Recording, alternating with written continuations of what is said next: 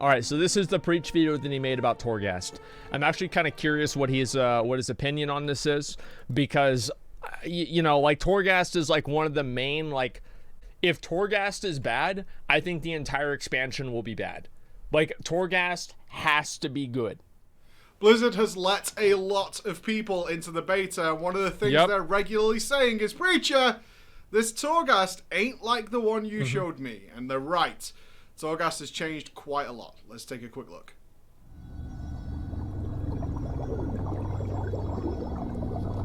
Okay. Everything is going to change between the alpha and the beta. That's always going to be a thing. But Torghast is one of those things that was given to us so early, as it's going to be a major part of our endgame when Shadowlands goes live. Well, Torghast is going to be like Mythic Plus for Legion. Like, the entire game is going to focus around Torghast to a degree. Like, it's going to be a core thing that you are incentivized very early on in the game to do. It will be part of your weekly rotation of activities. And of course, Torghast was received overwhelmingly positively by everybody who tried it out. And recently, Blizzard sent out an email saying there were over 70,000 runs of Torghast, even with the very few people that managed to get into the Shadowlands Alpha. Oh my god. So with that, Blizzard have put in a Warrior most popular class, effort. no surprise there. They have changed the rules. Now there will be 2 weekly quests, which get you your legendary stuff, and of course then the endless twisting corridors. Yeah, so legendary, you have to do it for your legendary stuff. So you basically have to run Torghast. So if Torghast sucks, it's actually going to be worse than Islands, because Islands never really gave you anything unique. Like, Islands just gave you Azerite power faster, but there were other ways you could farm Azerite power too. It's just that they weren't as good. Torghast is the unique reward source for these legendaries. So it's extremely important that it's good. Which are now going to be free. No keys to get in there, despite the fact that keys still drop in the maw from a bygone system. Yeah, now, I don't know what that is. Here, there is some controversy, as right now the Twisting Corridors are dropping legendary crafting materials, leading people to believe that you may need to run Torghast over 100 times a week in order to get the maximum amount of legendary crafting materials available. Now, thankfully, Blizzard has gone on record several times saying the Twisting Corridors are going to be purely for cosmetics. Only the very, very short, quick, easy runs that you get per week are going to be the ones to give you actual power upgrades. So I would hope that that is just something from a bygone system.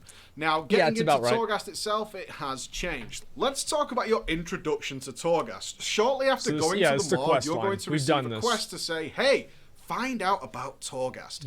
After talking to our NPC inside the mall, they're going to say, hey, over there's the entrance to Torghast. Go and take a look. Then they're going to present you with a quest to save important NPCs whose souls have been trapped inside the Torghast Tower by the jailer. Now, in practicality, what they're actually going to do is introduce you to each of the 6 different themes of Torghast.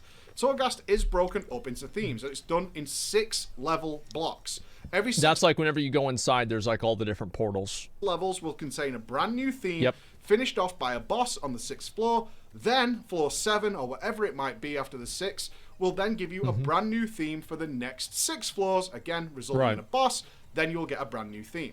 These 6 block increments all follow the same theme, and that theme could be one of 6 things. I know I'm saying 6 a lot, but that is just the nature of the way Thank God you're not saying 7. So in each one of these, it may be fire themed. So the next 6 floors will all be fire themed, and your soul will burn and give you damage. Another theme might be something about ghouls and ghosts dropping black pools of sludge all over the floor. I feel like that's going to get boring really fast. Yeah, I don't know about you guys, but I think it's going to get boring really fast, because we're going to have done, like, you're going to do all 6 of them like 30 times. And like, this is a problem with like procedural generation, is that usually procedural generation is not like, it's not as infinite as it might seem. So like, for example, let me go ahead and explain it. I'll do it with MS Paint, okay? All right, so this is what it's going to look like in Torghast. So you have like different random variables. So each of these different random variables. So you've got this one right here. And then this one leads to this one right here. And then this one leads to this one right here. So each of these is a chance. So layout. So that's like if it's fire or ice or whatever. mob types, and then the last one is going to be a boss. So the procedural generation and the infinite nature of what the what TORGHAST is supposed to be is basically just 3 different roles. It rolls the layout, it rolls the mob type, and it rolls the boss. And then you just move on. So it might seem like it's going to be infinite, but it's not. This is exactly what happened with Diablo 3. And anybody that probably plays the game can tell you that running rifts after, I don't know, like fucking a couple of days, you immediately you zone in and you know what map or tile set it's going to be. You know what the mob types are going to be after you see the first 2 or 3 mobs. This is exactly it. You need to have more variables. Like, you need to have like 50 of these different variables in order for it to actually be dynamic and interesting for players. And that's what Blizzard needs to do. Now, don't get me wrong here. It is important to introduce the player to the types of enemies they're going to be dealing with. However, doing 6 runs of 6 floors back to back, that's not a particularly great experience. That's a lot of, I don't think it's necessary. The rules of TORGHAST remain the same regardless of what theme you are in. Therefore, there's really no need to expose the player to absolutely everything they're going to see before they get started.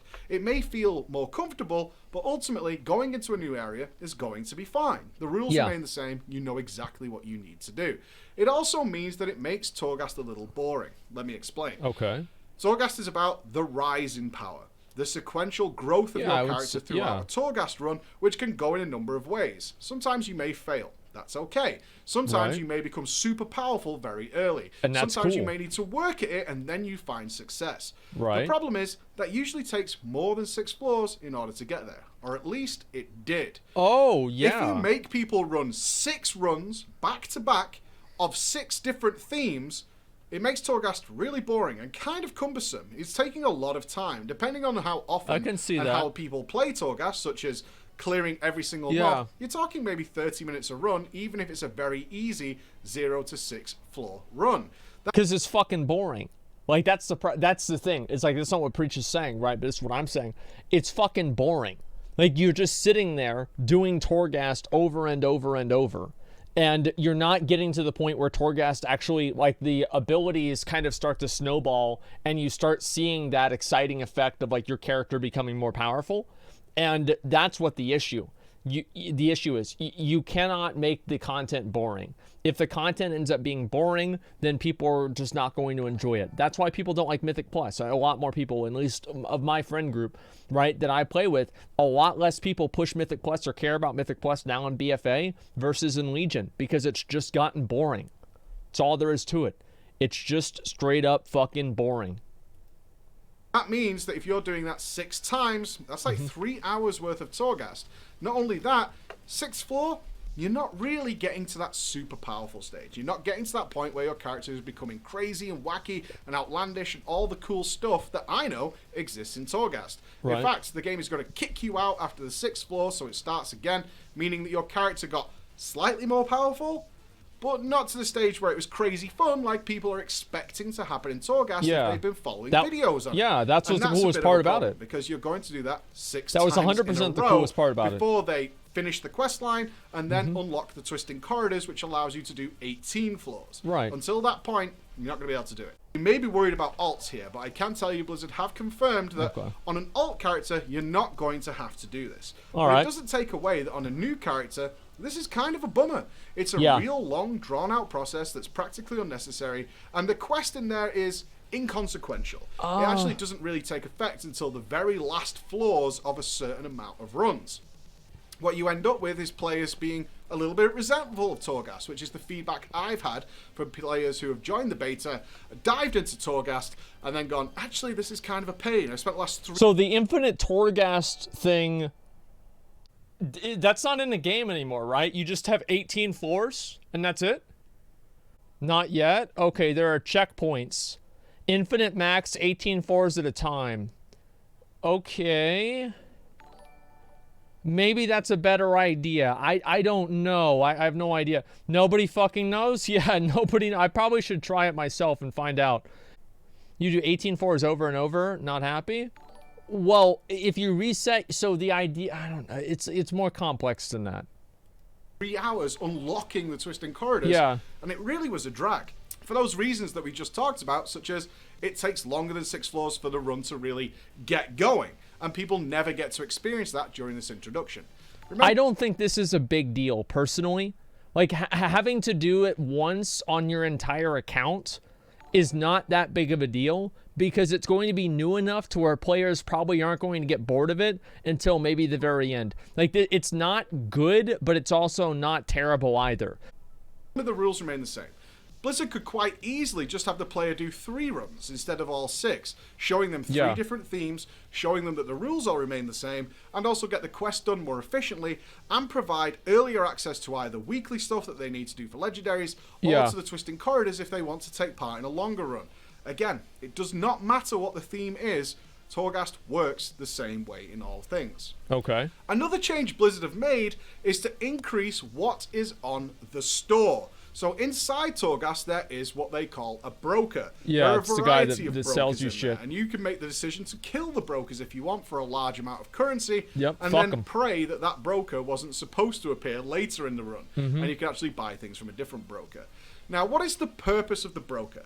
The broker is there to offset the fact that you may have got screwed on the power choices that you got on your normal run. Yeah, it's a certain degree of determinism. The way Torghast works is there will be preset powers. You usually get 1 at the start of the run, and then there'll be more dotted about the levels. I actually really like that. I really like how Blizzard gives you the power in Torghast. I think it's very well done, because you have times where there's like a certain deterministic element to it. There's like kind of, there are, I guess, like rates at which you usually get them, because you get at least 1 per level, because the last boss always drops 1, and then you have the random ones too. Like, so you have all 3 of these that are working together. I think that's pretty cool. You have to make the choice as a player. Do I want to clear more enemies in the hopes of finding a power, or do I even have to skip on certain potential powers because the enemies are too tough? That is a regularly and fun part of Torghast, is making those decisions. Yeah. The broker then comes into play, because if you didn't get any great powers in those early floors, then when you get to a broker level, which usually contains either several powers or at least a couple, you can then spend your currency that you had to pick up in order to offset the fact that you didn't have anything good. Is this you can bad? pick up some raw stats typically, along with a number of consumables which will help you in your run. They may add to your death counter. If you had a couple of nasty deaths and you're worried about the Tarragrue coming to eat you and end your run, you can spend currency in order to get some you could spend that currency in order to increase your death counter, making things a little bit safer going forward. But you may also want to pick up a damage potion. Perhaps you got Is this bad? Do you guys think this is bad? Yeah, I don't think this is bad, because it's an offset for bad RNG. Defensive powers. You're actually very strong, unlikely to be killed, yet your damage is very weak. So picking up a damage potion might help you with that boss, which makes sense, who eventually will overwhelm you simply because you can't DPS him enough. Which makes sense. Perhaps you need to skip some more mobs, so you pick up some stealth potions to go along with it. Okay. Now, in the original version of the broker, they did include some powers, but these were the stat powers, and many of us asked for them to be removed. And the reason for that is it makes you absurdly more powerful if you get to a broker level. If you get to a broker level and you have some currency, increasing your crit by 5%, your health by 20%, your verse by 5%, your haste by 5%, your mastery by 5%, is an extremely large power jump. Let's not forget here, and this is important, that the broker also sells power orbs. Power orbs are something that you can throw down, and you'll get a power option like you would get in a normal run. They're very expensive, but they may contain exactly what you need in order to get your run going. Or not. And also, importantly, they may not. Yeah. I previously said that we asked for the stat stuff to be removed because it just made you too powerful. There were some runs where basically if you could get to a broker level, you were kind of set for the rest of the run. Because that's true. Like the stats, because they multiply off of each other, right? Like the more crit you have, the more your mastery is more powerful, and the more mastery you have, the more your crits do. And so it's just like they feed off of each other, and they just become super fucking powerful.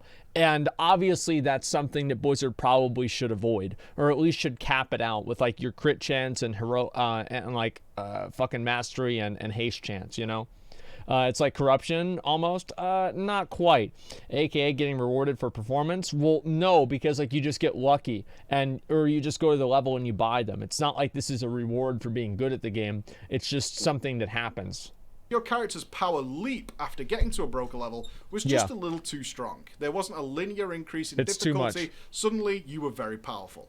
I agree with that. Now, here's where Blizzard may have just kind of lost the way in what TORGHAST is supposed to be. Okay. What it is designed to be and where the original idea came from. And that is a roguelike adventure.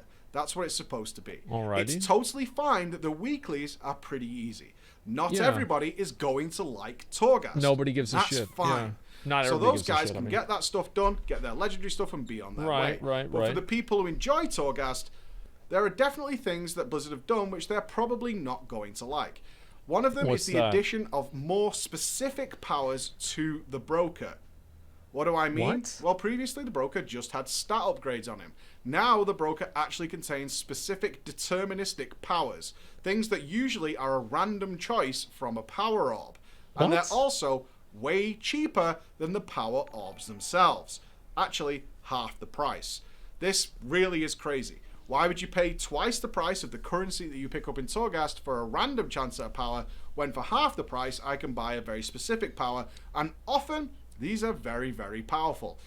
They have gone further into making you more and more powerful if you can get... I think that roguelike games, like my understanding about them, is that there's determinism in terms of when you get to make decisions, but there's not determinism in terms of what those decisions are going to be. Like, I haven't really played a lot of these, so I can't be sure. But basically, you're not able to just randomly make a decision, play Risk of Rain 2. Yeah, correct. Okay, all right. So, I don't know. I feel like this is... It removes part of that roguelike aspect if you just know that you're going to get this buff on 4-5. I don't know. I think that's boring. Like, it's cool if you get it on 4-1 or you never get it at all and you get something else cool instead. It's a bad change? Yeah, I don't know, man. Like, I don't think it's bad. I don't think it's good either. It's not going to ruin the game. It's just not good. And it makes it less interesting. To a broker level. Right. Well, how often is a broker level? Good question. It's like every 3 floors. Every 3 floors. Really? The way it works in the block like of 5. 6 that you will do is on the 3rd floor. That will be a specific broker level. And then on the next 3rd floor, which would be the 6th floor, you then have a boss level, which also contains a broker. What does all this mean then? Okay. The only real way to play TORGHAST in its current state is to get as much currency as you possibly can just for the broker level, and then you have won. And that happens pretty much every single time. In fact, I have not had a run since this was implemented. So it's just formulaic. So it just turns into like a formulaic, like, okay, you just do the exact same thing every single time. Maybe like one extra thing is different, but for the most part, you're playing the exact thing. Is it like a Warfront? Well, okay. Where I lost. This risks turning TORGHAST into a 100% win rate. Does that sound familiar? It does. One of the reasons people hated Warfronts was that they were practically unlosable. They're a waste of time. They're just something you need to go into and get done. Shit. I would have hoped Blizzard would have learned their lesson that I didn't even think of this. Don't enjoy massive, obvious win rates and stuff like this, especially stuff that can be done solo. Yeah. The chance of failure is what makes it exciting, and my favourite TORGHAST runs are the ones where there was some struggle before we overcame the odds, and the ones where I lost. That is fine too, especially in the twisting corridors where the rewards are only cosmetic. That's something I could deal with. The other side of that coin of being always winning makes it way less enjoyable, way less fun. After a certain amount of time, just becoming absurdly powerful every single time is going to wear thin on a lot of players. That is... Fuck, man. It's like the whole meta of TORGHAST. Like, I remember for me personally, whenever I was doing TORGHAST and I got through the first, like, 5 or so levels in the endless mode, or not the endless mode, but, like, the one that went all the way up to 72 floors on the alpha, and I got past, like, floor, I don't know, like, 7 or 8, and I got enough abilities, everything else was just, like, it would be, like, you start up here and the difficulty would just go, and that was it.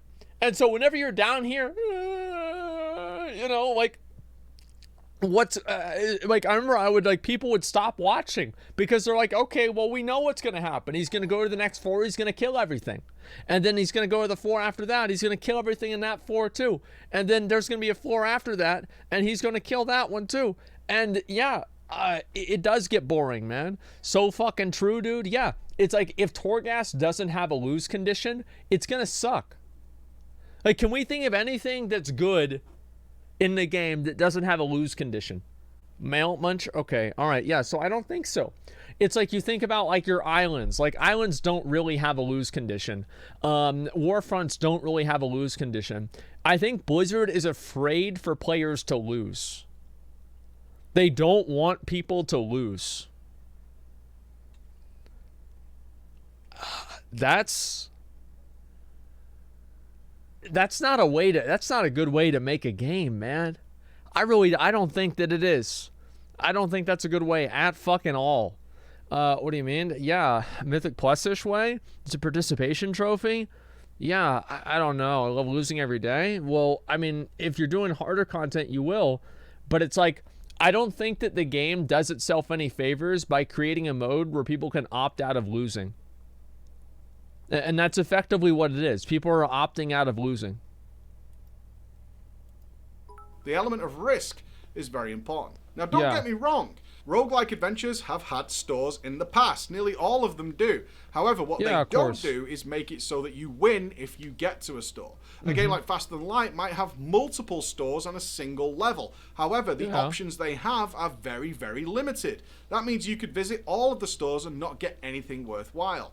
That's part of the game. Going into a store and say Binding of Isaac, you're risking throwing away potential money or resources on something that you actually don't want and doesn't benefit you in any way. Similar with any other game that has a store, is you have to make a decision. Will this pay off later, or is this something that I want to pass by because it doesn't provide me stuff that is just fundamentally always good? The brokers in Torghast always provide something that is good. Always. That game actually does look pretty cool. Typically, multiple things that are always good. They're always going to pay off, and they're always an immediate advantage. This means that playing Torghast is just about farming currency right now, and that's not really the way they want to go. It risks making it very boring, 100% win rate, and not what Torghast was designed to be originally. The whole idea of the brokers is simply to at the beginning of Torghast, like the fucking like level, because you started on 25, like 25 to 30, bro, that was an ass clincher, dude. Like, you were sitting there worried about it. Like, you'd have to plan out your CCs for the mobs. You'd use your cooldowns and you'd sit down and be ready for that. That was fucking fun to do, man. Like, I even did a few of those runs off stream because I just thought it was fun and enjoyable. And it's like, I don't want to see more content in the game be created for brain dead LFR zombies. It's just not doing the game any favors. Like, Blizzard did the game no favors by bringing Warfronts into the game and just making them suck, where like you just win them no matter what. And it's just, it's their core player base now. Well, the thing is, like, if it is their core player base, then those people are just going to quit the game because they're not going to feel good whenever they finish their level. They're not going to give a shit. It's the same as Warfronts. Like, if you try to queue up for a Warfront, unless it's like the first day that it's out because people are trying to queue up, nobody does them. Like, nobody plays Warfronts for fun. Nobody enjoys them. The heroic ones are a little bit better, but even those are pretty fucking easy. It's just, I don't know. I just think it's too fucking easy. It is what it is, I guess. Fuck. Choice earlier in the run. While some players will always farm absolutely everything, some players won't. The idea of the broker is when you click a power orb, perhaps you're presented with 3 options. One of those options could be the currency, known as Phantasma, but it could also be something that's good right now and something that is going to be good later on. It is then up to the player to decide, do I take the power that is good to me right now? What position am I in? Am I in a risky position where I want to take this and I might not be able to do the next floor without this power? Or do I take the one that I know does pay off later on? There's a very high chance of that paying off later on, and I might not see this power again. Or do I risk everything, take some extra phantasma, and hope the broker provides something better in the random orb power that he might provide me? There's an element of risk there. He might provide nothing That's cool. at all. And that's a good thing. That's all the decision-making process that you want in a roguelike adventure. And it doesn't really have that right now. And what people have been feeding back to me, at least, is that every time they do Torghast, they get very strong, but it's also really, really easy. Now, on that note, how are they doing the Torghast endless runs? Well, of course, they're not endless. No, in fact, they're currently sticky to 18 floors, which in my opinion is way too short. You want to get silly and absurd if you're having a run like that. Fuck yeah, right it's now, awesome. After 18 floors or 3 different themes, because that's 6-level banding, you get kicked out. And then it tells you to start again. It's, however, it's like fucking, it's like foreplay, dude.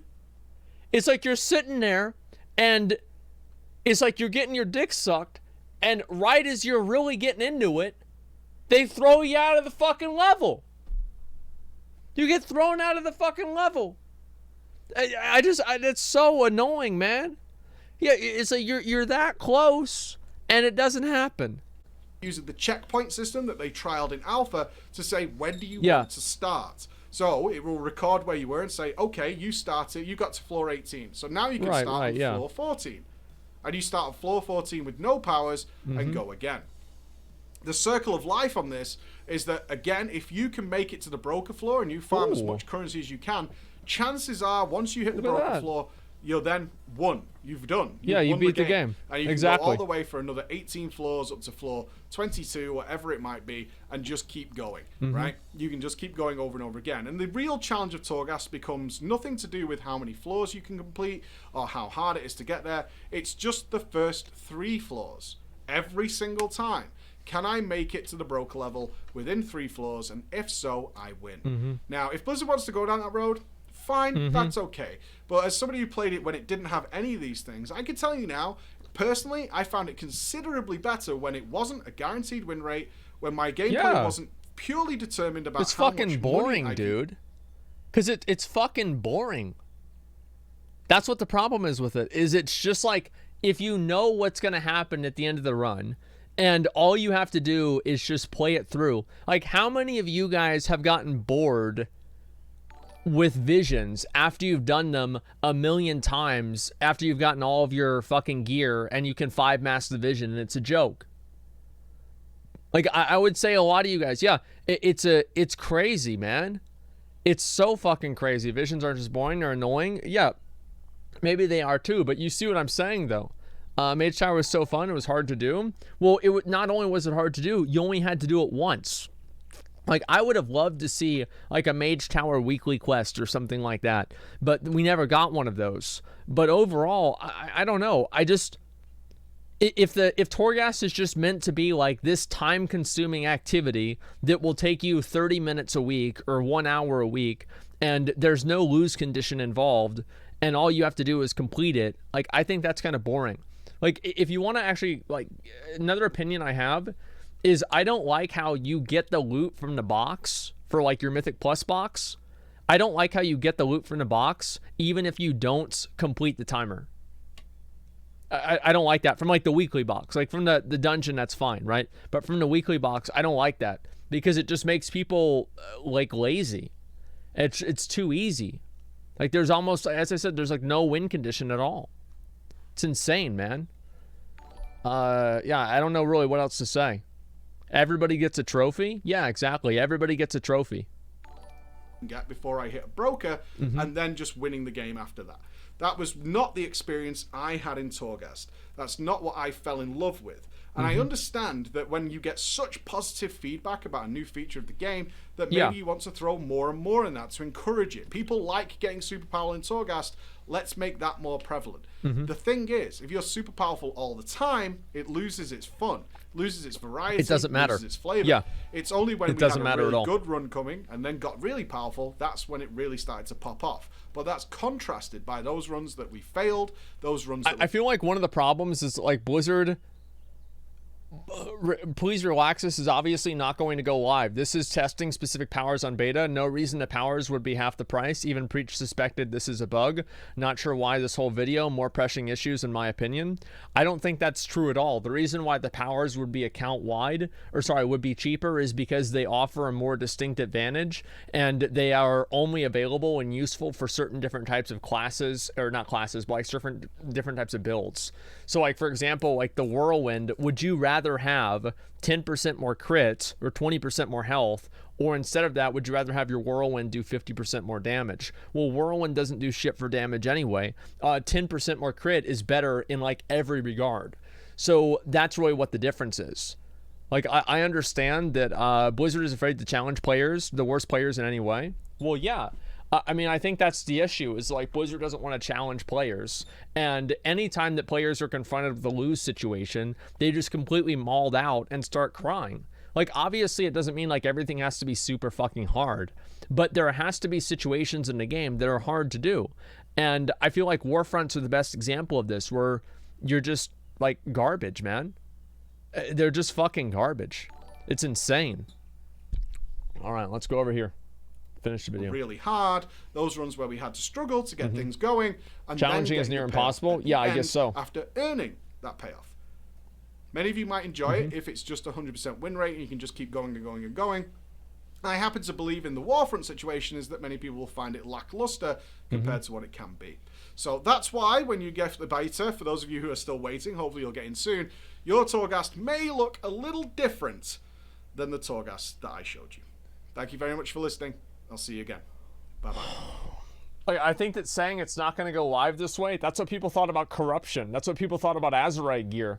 I think the truth is, like, it does go live that way, and that's it. That's what ends up happening. It's fucking insane, man.